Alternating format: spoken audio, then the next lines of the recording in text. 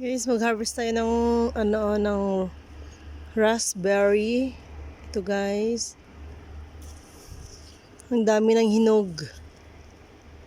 Oh. Ayun po oh.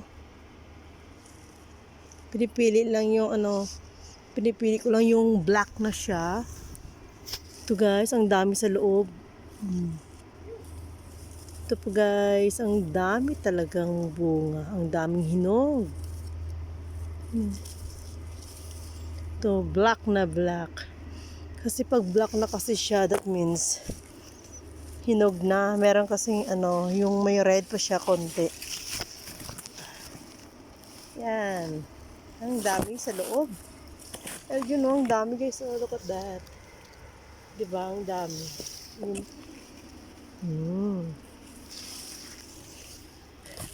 Ayan ang nakuha ko. Ba?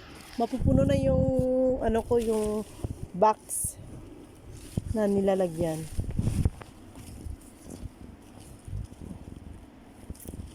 Ito na naman yung hina-harvest namin.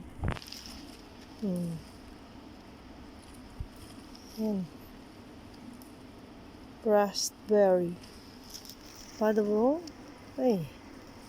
Damo bunga. Damo na siya sa luto. So, ito guys sa loob. Ay, ang dami pa pala doon sa loob. Oh, unahin natin yun. Ayan guys, oh. Ang dami rin. Diba? Yun pa. Okay, di punggol ged. Yun pa guys. Ito. Sakit eh. May siit. Abi siya nga tapad. Oh. So, ayun yun pa guys. Yan. Diba?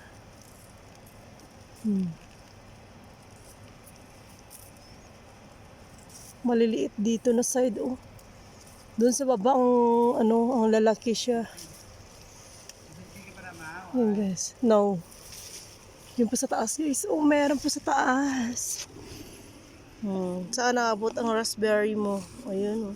Ay, pula siya. Dapat ito guys, hindi pa ito masyadong luto. Itapon natin. Maasim yun eh. Mangga nito oh. Maasim. Tapos, ayun sa loob. Ayun oh. Aray, di po nga. Sige itong siit ba? Ayun. Ayun guys, ang dami sa taas guys. Ayun oh. Yun, ang dami. Ayun sa loob, nakita nyo yan. So, yun lang guys. Hindi ako makaharvest ng maayos. So, sige, yun lang. Thank you.